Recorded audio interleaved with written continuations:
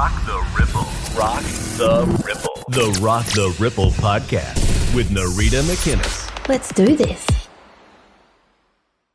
Hello and welcome to another episode of the Rock the Ripple podcast. I'm your host, Narita McInnes. It is so awesome to be here with you as always. And today is another very exciting day because I am joined by another very, very special guest. She is a survivor of satanic ritual abuse and MK Ultra mind control, a powerful advocate and campaigner for other SRA and sexual abuse survivors, an incredibly gifted therapist, psychic therapist, an expert in memory recall, and a fierce warrior woman, plus so much more.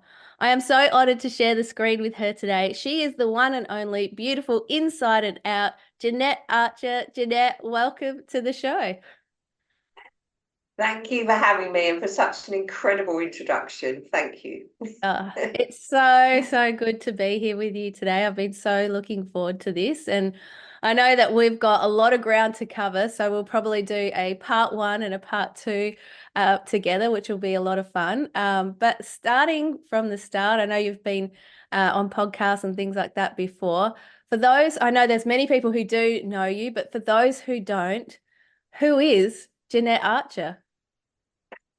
I think your introduction just told everyone who Jeanette Archer was. Yeah. In a very nice nutshell, but yes, I am a survivor of satanic ritual abuse and MK mind control programming, super soldier spy programming, which was a big part of what I was used for in the cult once I got a little bit older. I was born into a satanic family that was then connected to the elites, like our British royal family. So I was trafficked to various locations that they owned and still own, our castles, our palaces, and so on and so forth, as well as places abroad. So that was my life, my whole childhood. I was being prepared for that level of ritual abuse, satanic ritual abuse in the home between birth and 3 years of age. So my father was preparing me, for example, for water rituals where I was drowned a lot in the bath at home and tortured and raped and so on and so forth. So physically preparing me literally to withstand what was to come. So that was up to 3 years of age. My mother also in that period of time started the trauma bonding programming. So she would be the the nasty, horrible abuser and then become the loving rescuer mummy. A good example of that is when I would be being tortured later in life, sort of 7, 8 years old at my grandfather's flat. He would be torturing me and everything would be going on down, that end, and my mother would be sat with me up at the top end, stroking my hair and saying, "It's okay, mummy's here, mummy's here." So that trauma bonding started literally from birth, where she would go from the monster to the rescuer and the carer. So all that went on within the home. I was being prepared, I was being trained.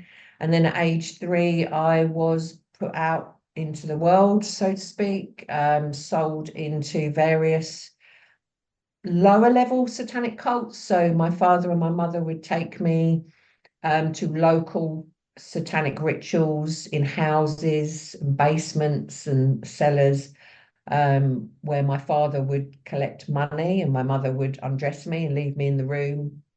Everything would happen, come back in, collect me, clean me up, put my clothes on, take me home. That was normal life for me in the local vicinity. But then also from that age, I was trafficked out and starting to be taken to these royal estates and, all the terrible things that go on in those places. Yeah. Up until age 22 when I got out.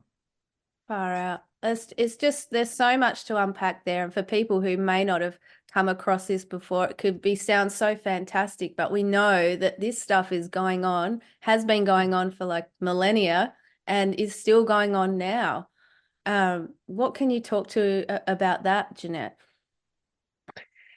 It has been going on for a very long time,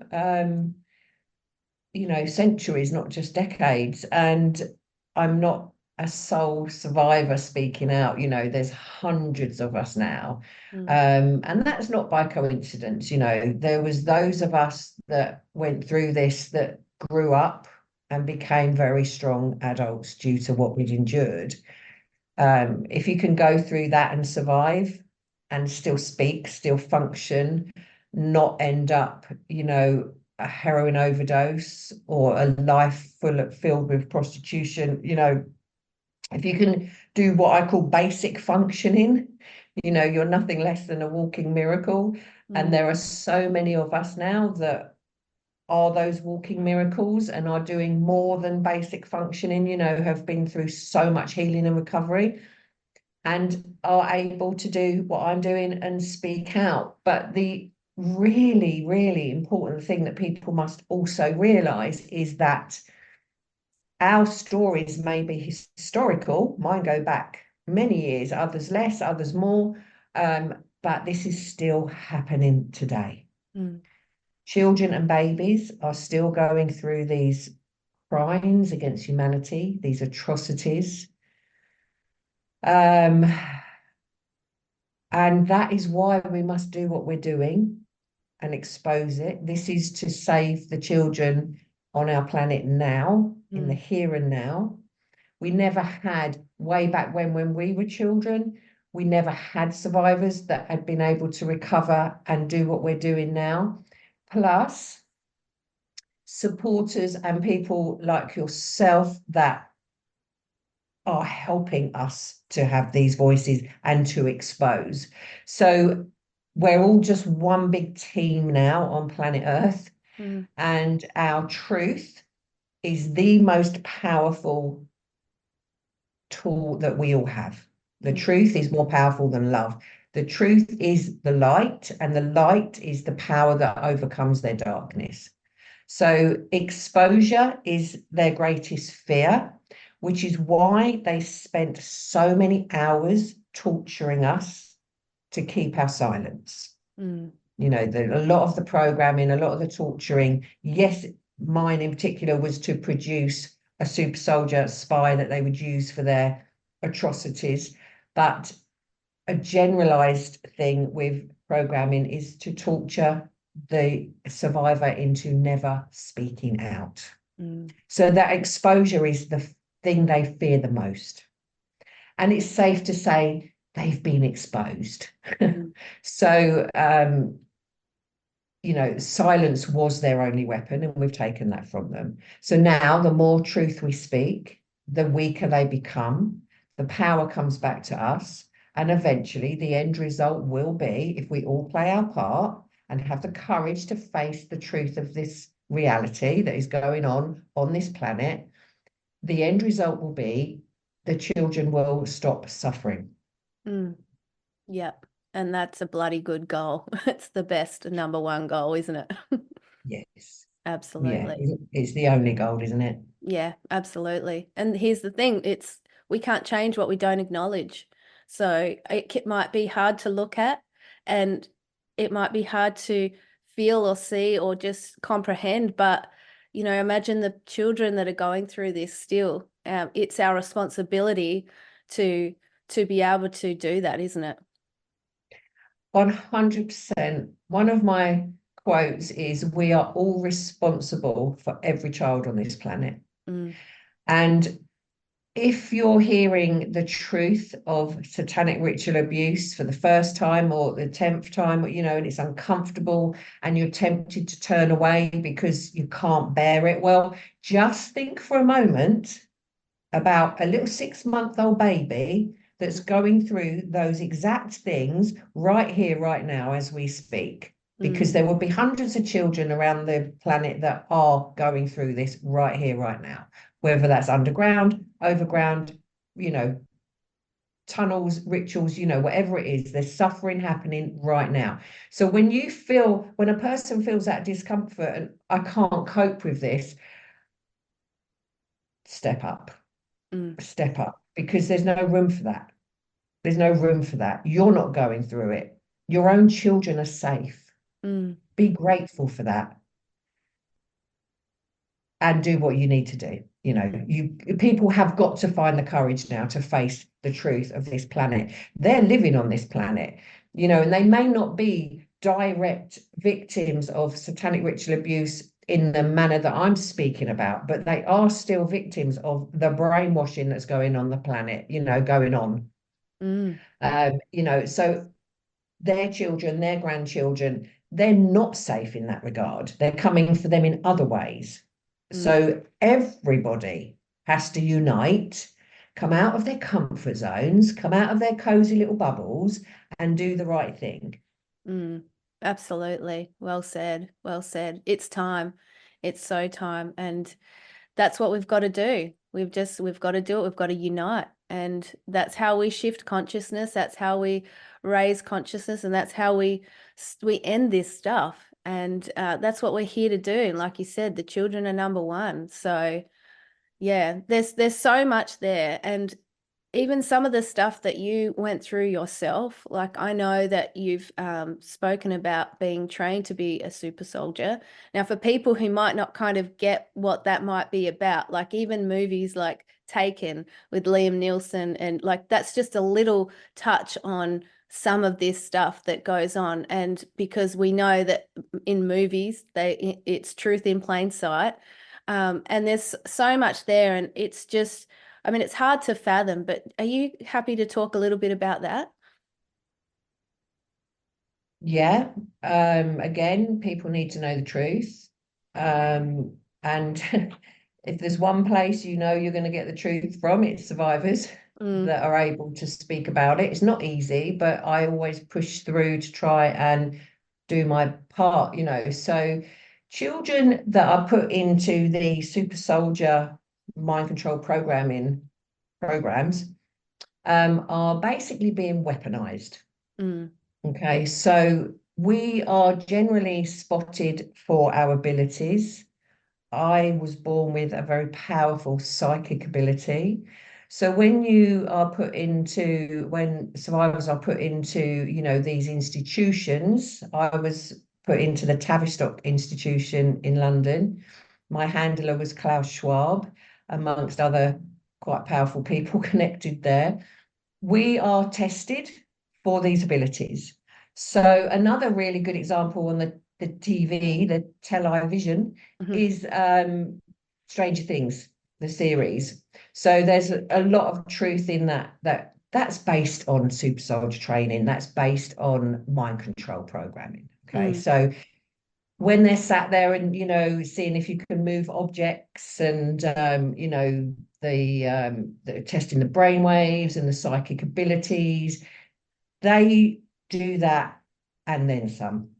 Okay, so alongside a torturing program. Mm. So that was where I was trained and also taken into the field, so to speak. So like military bases where I was trained with weapons and tested also as the super soldier with the abilities. So that program is to weaponize children and it's to get children to do their dirty work. So I was often put into, for example, rooms where there would be a lot of very important, disgusting, evil people, you know, politicians, diplomats, royals, and so on and so forth, to be able to point out who were the traitors, so to speak. I know that as a super soldier, I worked alongside Russia as well, so I was used in that domain. I have a part of my split off DID personalities that speaks Russian. So I suppose generalizing it as much as I can, we are weaponized and used for our psychic abilities as spies and as super soldiers. So also we are trained to cause harm to others. Yeah. That's a lot, isn't it? It's big. Yeah. Yeah. Yeah. And for people who don't know what DID stands for, can you talk a little bit about that as well too? Yeah, so that's dissociative identity disorder. Now, that is a part and parcel of being a satanic ritual abuse survivor. And what happens is torturers, the ones that are the masters of torture in satanic cults, torture a child in the way that their brain then starts to split off. Mm. So we have what's called, well, I call it my inner world. Okay. And I have different parts of me. Some survivors can become quite ill with this in the way that their parts can just take over unconsciously, and they can lose time, and then the front person, me, Jeanette, whatever, will come back maybe after a good night's sleep or something and not know what's gone on for 2 or 3 days. Now, I'm very, very lucky that hasn't happened to me. My inner world, we communicate, and I know who went through what and which parts of me survived what. So it can be on the spectrum of really sort of as healthy as it can get to very extreme. So it is a part of what we go through, experiencing such horrific atrocities and terror, and torture. So it's very similar, if you like, but to explain it, if anybody goes through any kind of trauma as a child, any kind of trauma, it could be car accident where you lose a parent or, anything, your brain goes into a coping mechanism and will shut down. And quite often you will repress that memory. And you may not remember it for another 10, 20 years or whatever. So it's a coping technique. So this is an extreme form of the brain learning to cope with everything we have to endure. I hope that is helpful. No, it really is. And you actually went to a point that I was going to sort of ask around like trauma. Like we do it whether we've gone through any kind of trauma. It doesn't have to be SRA type things. And that's what our subconscious mind does to protect us and keep us safe, because some things are just too big. So it makes a lot of sense. And I feel like so many people on the planet will have those kind of things repressed, whether it, like you said, like it's a car accident, losing a parent, even bullying at school or something like that. It doesn't have to be a level. It's just trauma, isn't it? Exactly. And the mind is so brilliant with how it helps you survive these things. So, DID saves our lives and keeps us, surviving. Same as if you go through any trauma, the way your brain copes with it will keep you surviving and keep you, being able to function in the world. Yeah. Yeah. It's very powerful, isn't it? And that just goes like it's testament to how powerful we are. Yeah, honestly, people underestimate the power of the brain and the mind, and the mind and the body and the soul. It's all the emotions. It's all interconnected, and it all works as a team. Yeah. Yeah. We are amazing. We are. We're bloody powerful. We're so powerful. Now I mean, there's so much to you, Jeanette. I guess there might be people wondering, well, how did Jeanette get out of the cult? How did she, like, is there a story there that you're happy to share as well? Yes, there's a story there. It's not the easiest, so I'll probably put it in a nutshell because, I don't want to start. Yeah, A nutshell's great. Yeah. Yeah, because the programming sometimes for me can kick in, and Okay. my brain can start to sort of disassociate a little bit with it because I'm not meant to speak about this stuff. So okay, so at 22 I was taken into a ritual, and this was the ritual where I was then going to be promoted, if you like, and made to do more of the super soldier work for different parts of satanic cult life, let's just put it like that. Mm. So I was taken into this ritual. A lot of important people were there. And part of the ritual initiation was to watch children being humiliated and raped and tortured and murdered. And I had to just be an observer. And that would have been the first time I played that role, because up until then, I was also used in those situations for the whole years, you know. I never was an observer in a ritual. I was a victim in a ritual. So this was the transition thing. And I was made to stand and watch all of this going on, and children were being brought out. And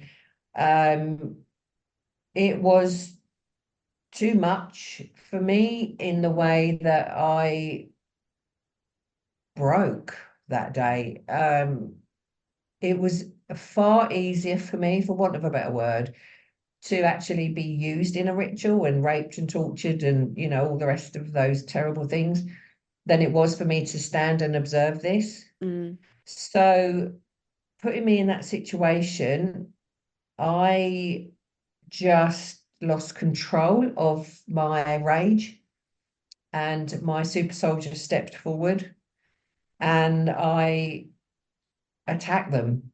It was mainly men that day, the Satanists. They were humiliating the children deliberately. It's all done deliberately, you know, with and laughing at them and mocking whilst they were doing these horrific things. It was just horrendous. There's no human words really that explain how these things are, how terrible they are. So I lost control in that respect, or some would say I found control. I found my power that day. But I overcome any kind of control they had over me. I overcome fear, you know, all of the above, where I'd been tortured all my life to never, ever step out of line. I was the most precisely trained soldier. And that changed that day. I attacked them and I left a bloodbath behind. And I think there were only 2 or 3 left alive of the Satanists in that cult that day. And the 2 or 3 were on the floor. Obviously, I'd attacked them all. And because people need to understand, and this is where it will be hard for people to understand, I didn't need to even lay hands on them to do any of this. This is what I was trained for. So one of them was saying, you've got to stop her, you've got to stop her, she, you know, you can't let her go. And the other was, and 2 of the others were saying, no, let her go, let her walk, you know, because she'll kill us. And I would have. If anyone had tried to stop me, I would have.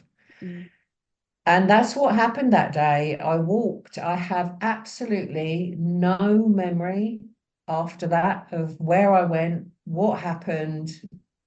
My super soldier would have done her job and then stepped down, and I would have come forward, and I probably would have just ended up as a very traumatized 22-year-old walking the streets and would have gone home.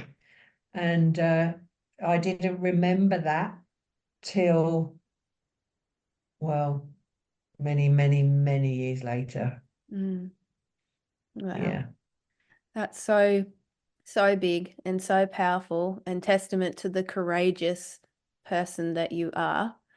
And with all of that, just the amount of healing and work that you would have done over these years, Jeanette, would just be incredible. Also empowering, also very tough.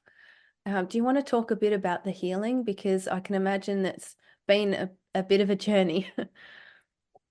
It has been a big journey. I think after that, so at 22, I had a massive breakdown. I lost my speech. I lost my voice. I was losing the use of my legs. So, you know, I'd walk down to the shops and buy something and I couldn't walk back. I'd have to just sit on the floor till they worked again.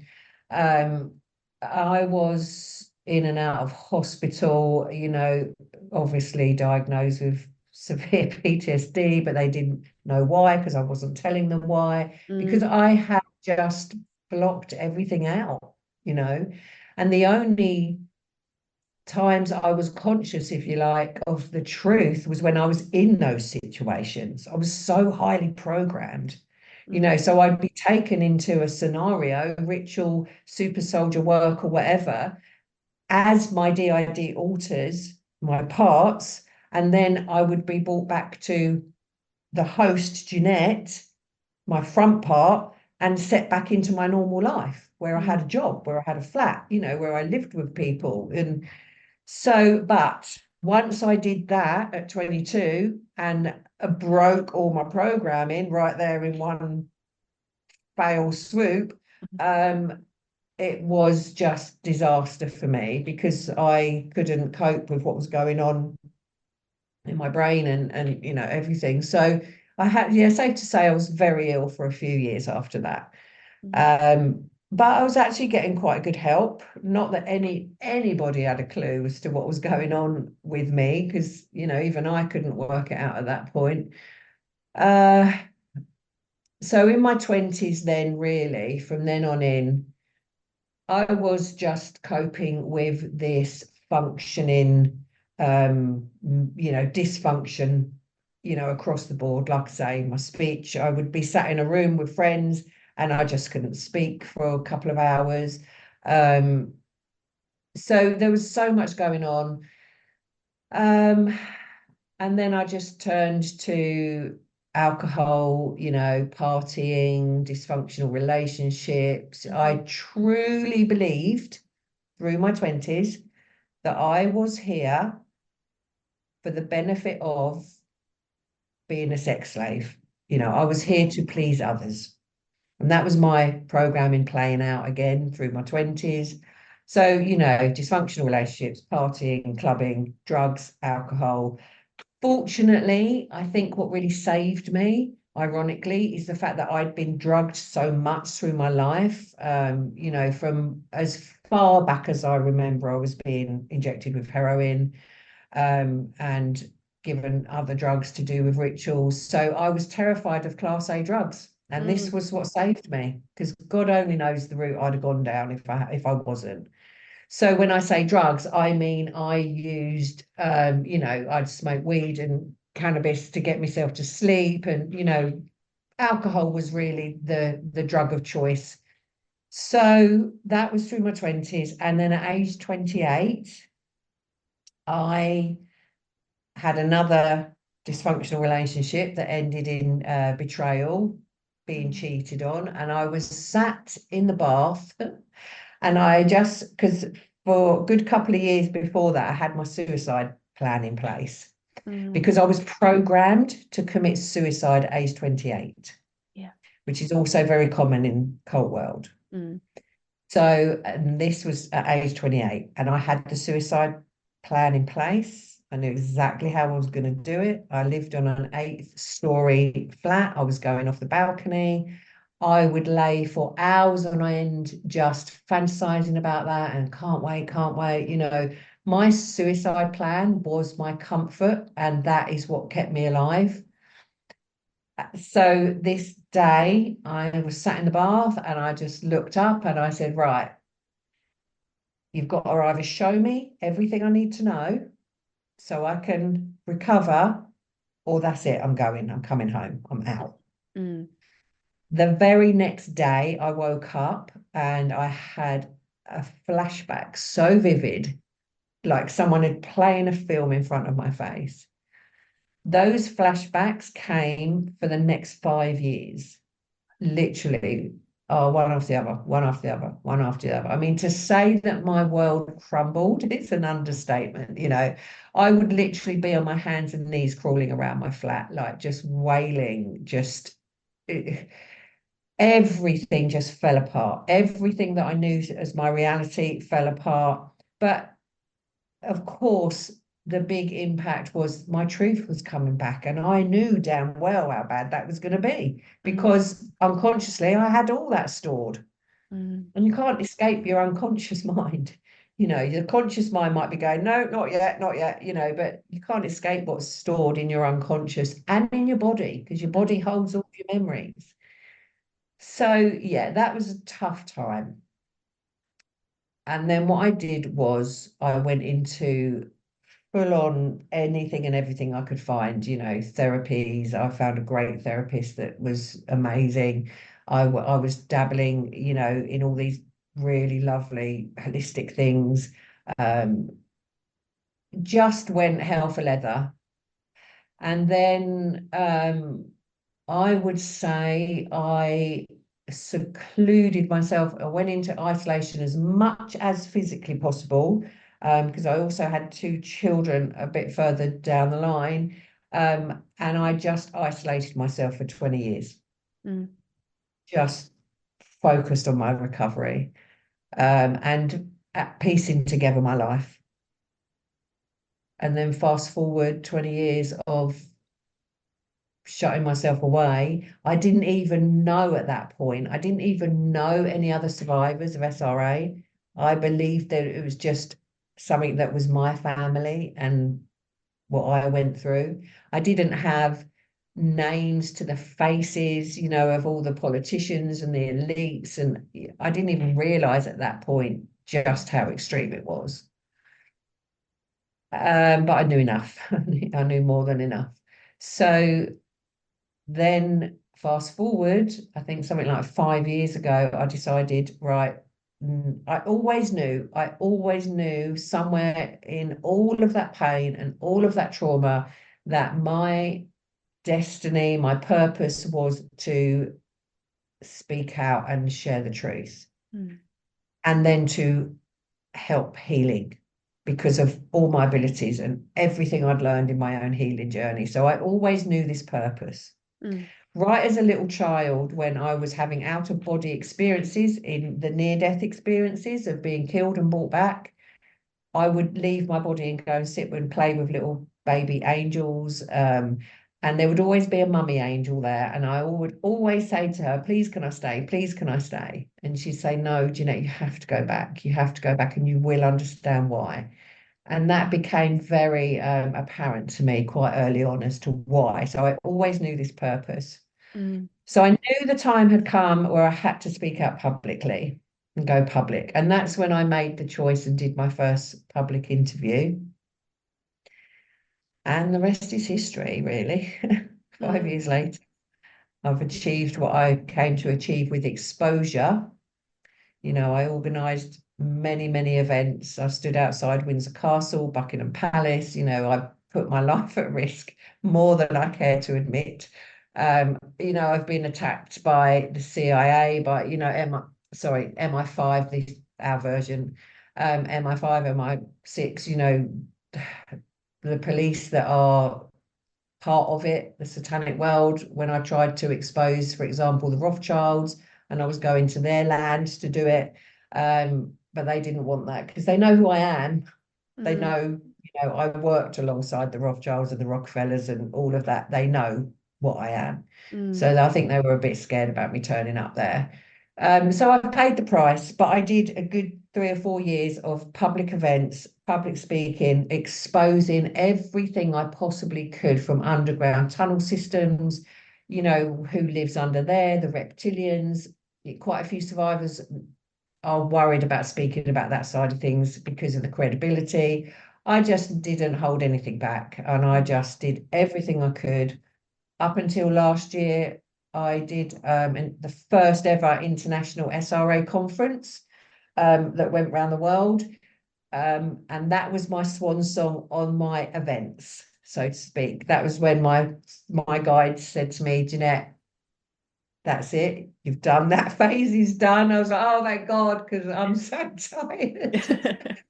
And then I started on the more sort of bringing survivors together and, offering the healing side of things. So, yeah, it's been quite the journey. Yeah, it really has. And it's just a phenomenal one. And I'm with the angels that were supporting you, because you were and are here to do big things, and you already have so much. You've helped so many people. You've brought awareness to so many people.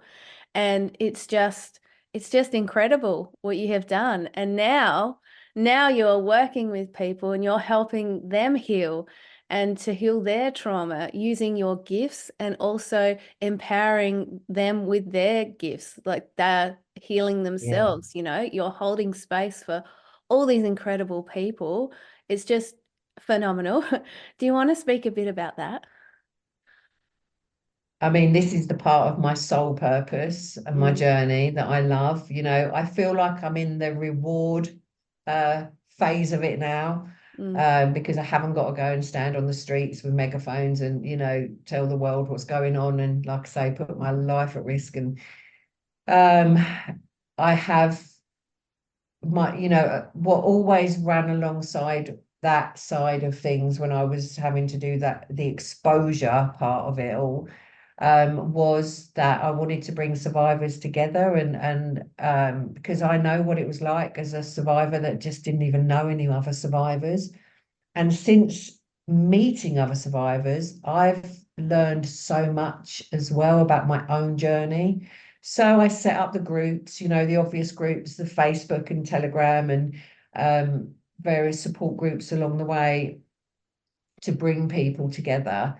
And then, yes, I have been using my psychic abilities to help people for many, many, many years, but I've kept it very low key and um, just trusted the right people are sent to me at the right time and all the rest of it. But my guides that I work with psychically said to me a while ago, you've got to offer it out further mm. afield now, Jeanette. So I was like, oh God.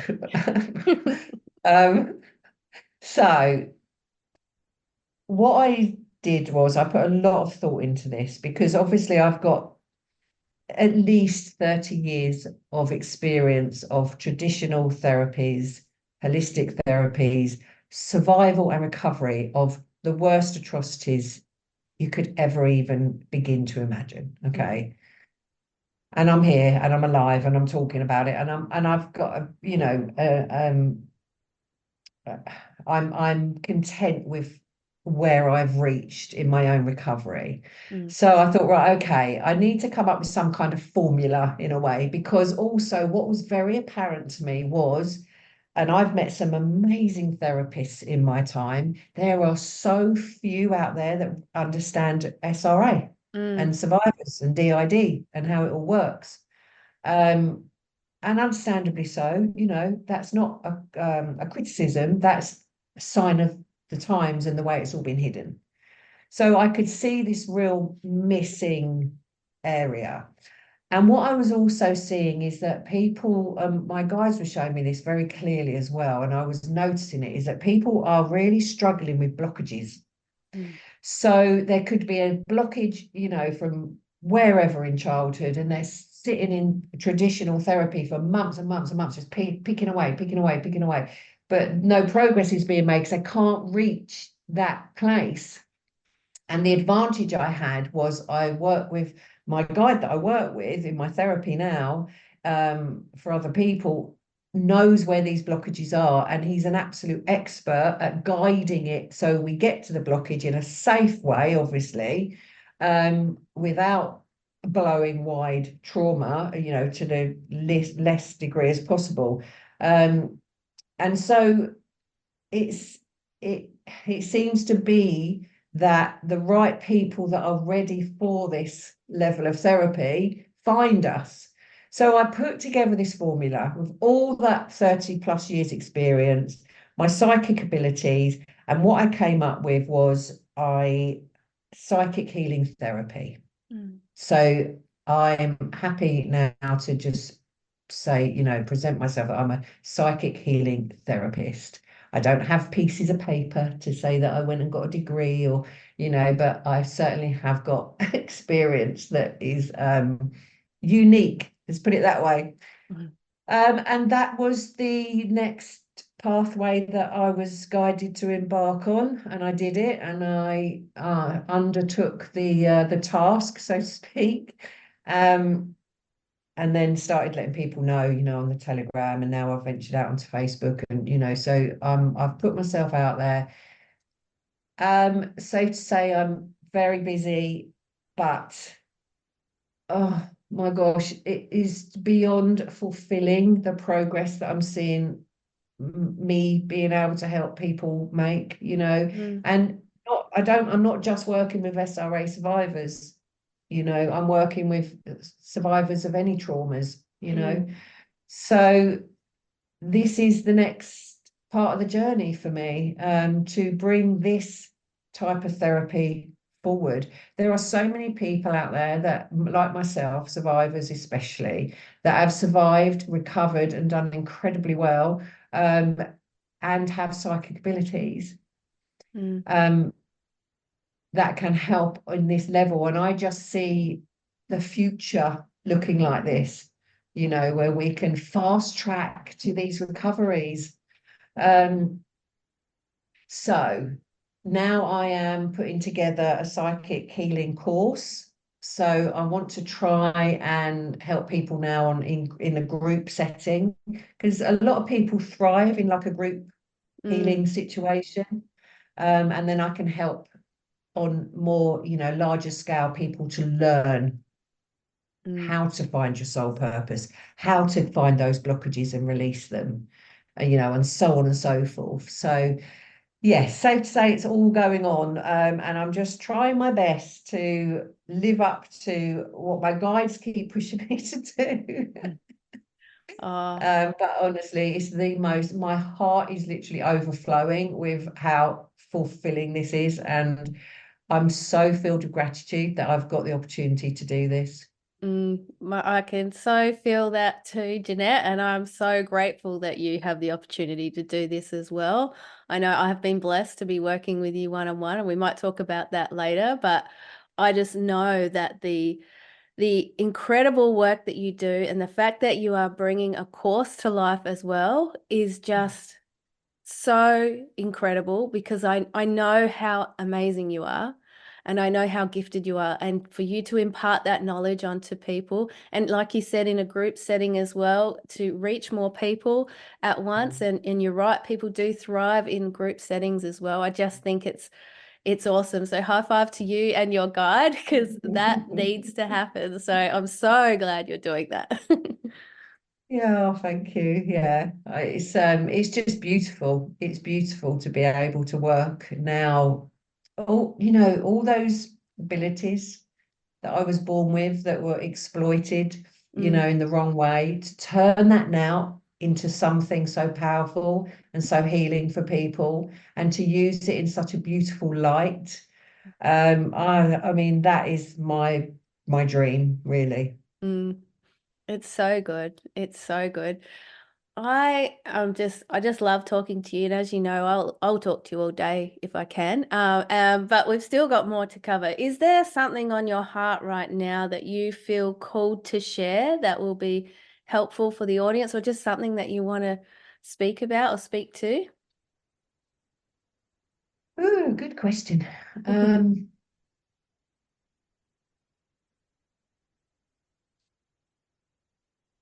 I think really for me at the moment, the big point to make is there's so much deception going on with who's who and fake gurus and false idols. And listen, the satanic world planned all these agendas. There's just one agenda flowing out after the other at the moment, whether it's some fake scamdemic, whether it's what they're trying to teach the children in the schools. And the list is long. Okay. How they've infiltrated even like the LBGT alphabet movement, the terrible agendas they're bringing in. They're using the innocent to exploit on such a terrible level. But there's been so much desensitization and so much mind control, brainwashing going on the masses, that people feel obliged now to go, well, I can't say anything against that, and I can't, you know, so they've been trapped in a corner almost, you know. So what I want to let people know is all these things that are playing out, they planned decades ago. I was sat in rooms as a child listening to, you know, Klaus Schwab, Fauci, you know, all these people planning all this stuff. And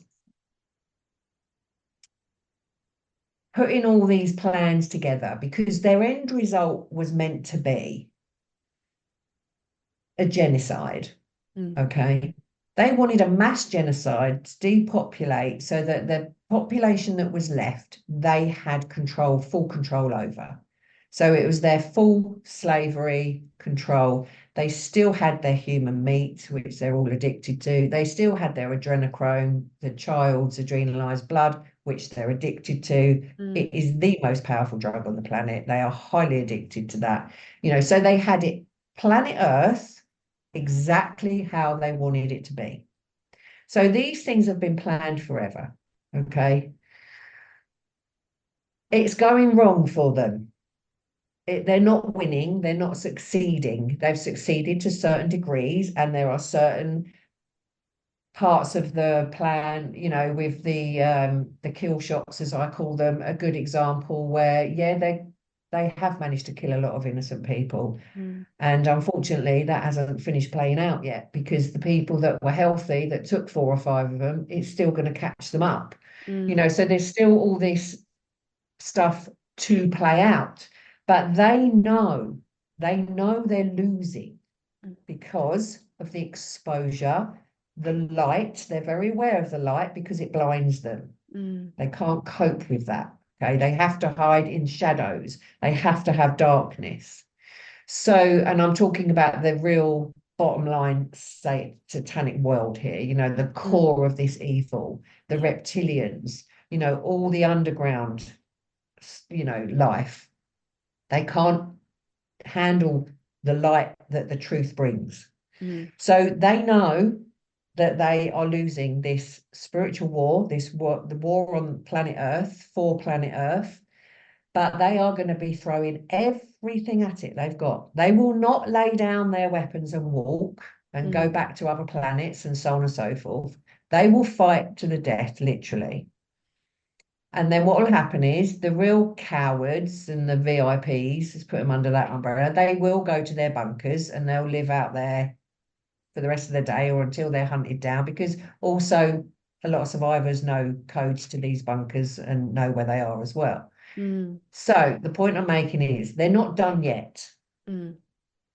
We as a human race have got to do whatever it is we are meant to be doing at this time in our history on planet Earth.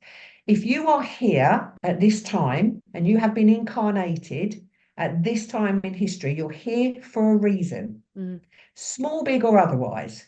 You haven't got to have gone through what I've gone through and now doing this. You know, you could literally be a mum of 2 beautiful children that needs to stand up to the school system, that needs to go, no, don't teach my child how to masturbate at 6 years of age, and so on and so forth. Don't teach my child if they want to sit in the classroom and identify as a cat, they're allowed to. I mean, come on. We need to absolutely recognize what their agendas are and what is reality for our children and human race. So this is the time where you've got to trust, and this is why I work with people as well on their soul purposes. If you're here, there's a reason for it. If you're here on planet Earth at this point in time, it's not a coincidence. You've got a part to play. Search out what that is and find the courage to do it to the best of your ability. Because when we all do that, like I say, from the smaller stuff to the bigger stuff, we win a whole lot quicker. And a whole lot less children and babies are going to be raped, tortured, murdered along the way. Mm. So it's up to us how quickly we get to the finish line. We're getting to the finish line. There's no doubt about it. It's written. I know we get to the finish line. But it's how fast do you want to do this? You know, so just really, really, if you're struggling, you know, these agendas, if you're seeing your child and thinking, oh God, should I be taken into a clinic because he wants to put on mummy's makeup and maybe he's in the wrong body? Just stop getting caught up into this frenzy. And I'm going to say here, because of course I recognize that there are genuine circumstances. Of course there are. Yeah. I have someone very dear to me that was genuinely born into the wrong body and transitioned and is happy and where she's meant to be. Yeah, same. I'm not dismissing that people are not genuine in these situations. Of course, people are, you know, lesbian and gay, and, you know, I am the least discriminative person, but what I am telling you is they have infiltrated every single one of these, what we're calling them, not genders, they're their genders, but every single one of these lifestyles, whatever, they have infiltrated. And they are in our schooling systems, and they are in our colleges and our universities. You know, they go for the children as young as they can. So just try and come out of your cognitive dissonance, come out of your need to behave perfectly with not being, what's the word I'm looking for? Rocking the boat. No, you know, when you have to be, you're not allowed to say the wrong thing. Yeah, you got to stay in line and you got to just keep the peace. There's an official thing for it. It'll come to me anyway. It'll come to you. Yeah. Oh God, that's annoying me. Right, okay.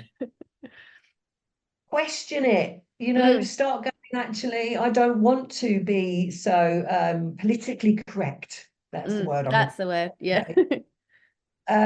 Just because society tells you you have to be. You know, come on. This stuff is glaringly obvious.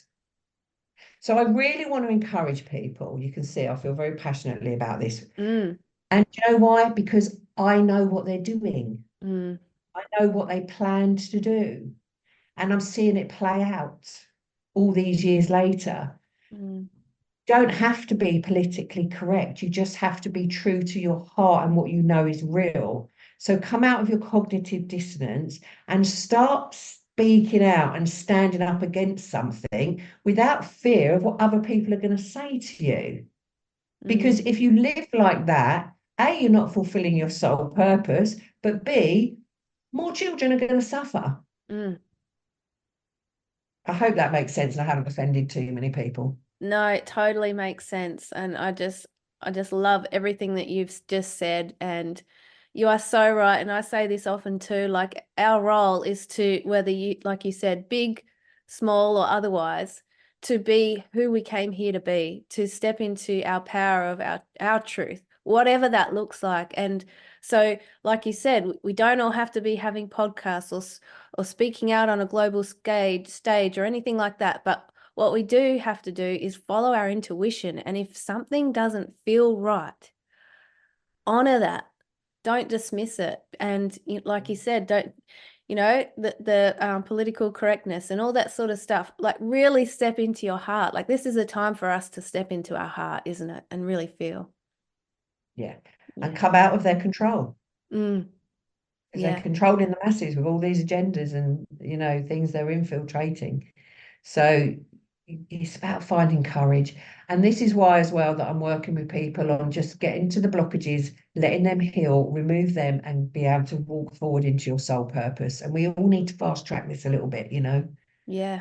Yeah. And courage, I'm so glad you said that, because I mean, even in David Hawkins' scale of consciousness, like courage is, it's that line, like underneath is shame and fear and all that sort of stuff. And when we step over courage, when we take that step, that's when we step into our power. And that's when, it won't always be comfortable, but actually it's just often unfamiliar, isn't it? It's unfamiliar territory. So we're stepping into something that will feel a bit different, but it's up to us to do that. That's what we came here for, isn't it? That is exactly what we came here for. And you don't want to be leaving the earth plane and going back and going, oh, I didn't do what I went to coach to do.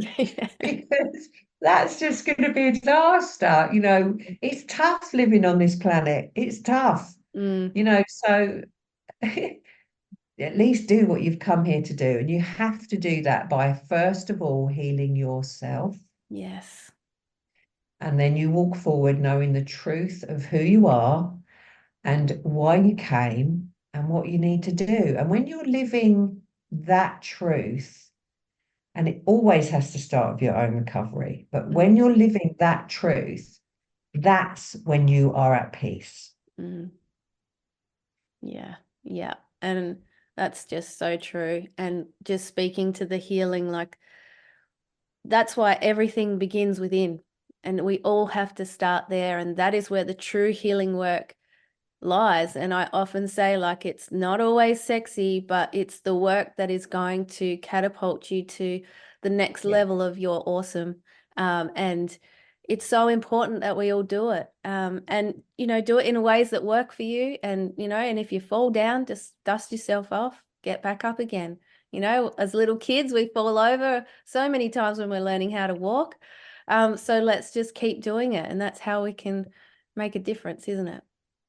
Yeah. And what I always remind people is what you need to heal and recover from, you've already survived. Yeah. Yeah, I'm so glad you said that, because I heard you say that in another interview and I just thought that is brilliant. I wrote it down, and I think it's really important for people to really let that land, because what you have been through, you've already survived. And I guess that's really taps into the memory recall as well, with things like that you've talked about. So people can have that in their mind when they are having memories or flashbacks and things like that, can't they? Yeah.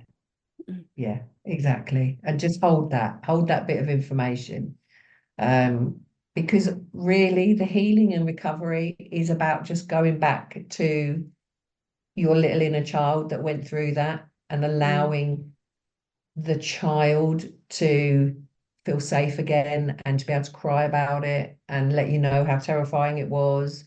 It's a very simplistic thing, but it takes courage. Mm. But if you can remember, I've already survived this, it's not going to break me. Yes, it's going, like you say, it's not going to feel great, but the results and the rewards from that are just worth every moment of that Mm. hardship.